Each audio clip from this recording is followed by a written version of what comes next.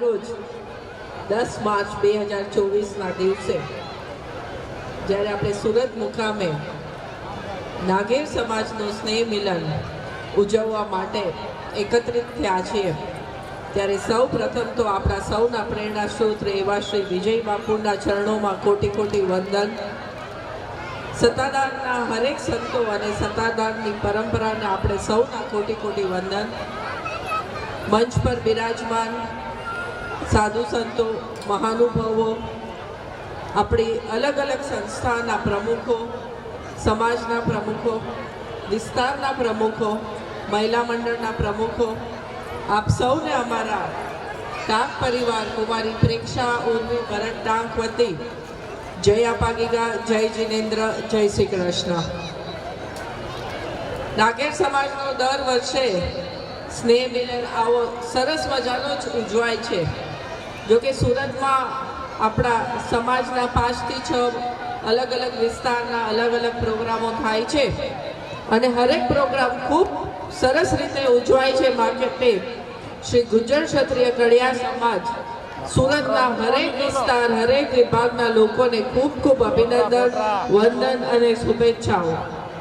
આપે આજે જે અમને અહીંયા આગળ આમંત્રણ આપ્યું, અમારું સન્માન કર્યું, એ બદલ નાગેર સમાજનો સૌ વડીલો, ભાઈઓ, બહેનો, બાળકો, યુવાનોનો ટાંક પરિવાર ખૂબ ખૂબ અભિનંદન વ્યક્ત કરે છે અને હર હંમેશા સમાજના, પછી એ સુરત હોય કે ગામે ગામ હોય કે આપણા દેશના વિસ્તારો હોય, સમાજલક્ષી સંગઠન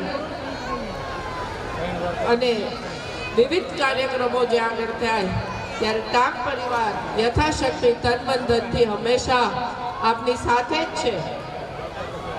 આજે ફક્ત મારે આ મંચ પરથી એટલું જ કહેવાનું છે કે જ્યારે આપણે આટલા સરસ કાર્યક્રમો કરીએ છીએ અને આટલી મોટી સંખ્યામાં આપણે સૌ ઉપસ્થિત રહીએ છીએ, તો આવી જ રીતે આજે જે મંચ ઉપર અમુક આપણા યુવાનો છે જે રાજકીય ક્ષેત્રે આગળ વધી રહ્યા છે, તો મારે એ જ કહેવું છે કે આપણી સમાજને હમણાંની પરિસ્થિતિથી ઘણા આગળ જો લઈ જવું હોય તો રાજકીય ક્ષેત્રમાં પણ આપણા સમાજના યુવાનો, બહેનો વધારે સંખ્યામાં જોડાય તો કદાચ આવનારા દિવસોમાં આપણી નવી પેઢી માટે આપણે ઘણું બધું કરીને જઈ શકશું.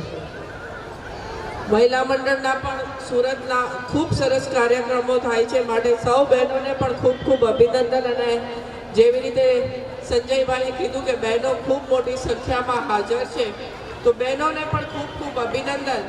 અને આપ સારા મજાના મહિલા મંડળ અહીંયા આગળ ચલાવો, એમાં સારી એક્ટિવિટી કરો જેથી આપણા બાળકોને કંઈક પ્રેરણા મળે અને સમાજ સંગઠનમાં એ લોકો જોડાય.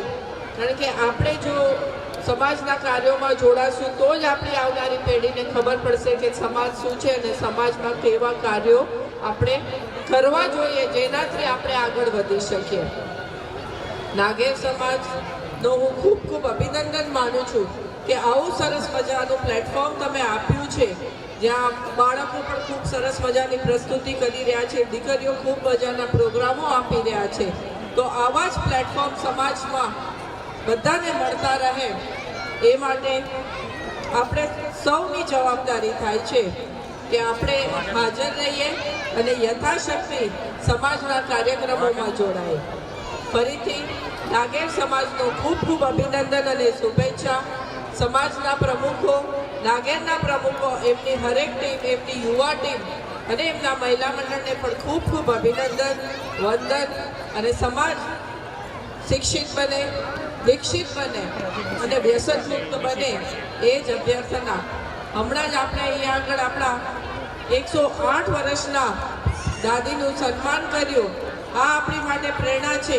કદાચ આપણે એમને પૂછશું તો એ કહેશે કે એમના જીવનમાં કોઈ દિવસ એમને કોઈ જાતનું વ્યસન નહોતું, એટલે આજે 108 વર્ષે પણ એ એટલા નિરોગી છે, સ્વસ્થ છે. ને આપણે સૌએ જોયું કે એ જાતે ચડીને આ ઉંમરે અહીંયા આગળ ઉપર આવ્યા. આ બધામાંથી આપણા યુવાનોએ પ્રેરણા લેવાની ખૂબ જરૂર છે. વ્યસન અને ફેશન એ બેમાં આપણે વીંટળાઈને આપણો સમય અને પૈસો બરબાદ ન કરીએ, પણ આ જ બે વસ્તુનો આપણા જીવનમાં કઈ રીતે આપણે એનો પોઝિટિવ સેન્સમાં ઉપયોગ કરી શકીએ એ માટે ખૂબ જરૂરી છે કે આપણે મનોમંથન કરીએ. અને આની માટે મેં ગયા વખતે પણ કીધું હતું ને આ વખતે પણ હું કહું છું કે વ્યસન મુક્તિના સેમિનાર આપણા સમાજમાં થવા જોઈએ. અને એની સાથે ને સાથે સોશિયલ મીડિયાનો પોઝિટિવ સેન્સમાં કેવી રીતે ઉપયોગ કરી શકીએ એના પણ સેમિનાર થવા જોઈએ. અને ખાસ કરીને આવનારી પેઢી આ મોબાઈલ અને વ્યસનમાં પોતાનો સમય એનર્જી બધું બરબાદ ન કરે એ જ મારી ખાસ આપ સૌને પ્રાર્થના છે. એની માટે આપણી પણ જવાબદારી થાય છે કે આપણા આવનારી પેઢીને આપણે સાચી દિશા આપીએ.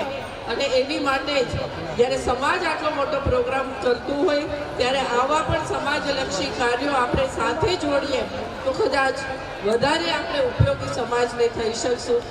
આવી જ બધી વાતો સાથે આપણે આજે જે અમને અહીંયા આમંત્રણ આપ્યું, અમારું સન્માન કર્યું એ બદલ નાગેર સમાજનો હરેક વડીલો, ભાઈઓ, બહેનો, બાળકો, માતાઓનો, યુવાનોનો ખૂબ ખૂબ અભિનંદન. અને ટાંક પરિવાર હર હંમેશા સમાજ સાથે જ છે, સમાજ સાથે જ રહેશે. તો આપ સૌને અમારા ફરીથી જય શ્રી કૃષ્ણ, જય આપા ગીગા, જય જીનેન્દ્ર.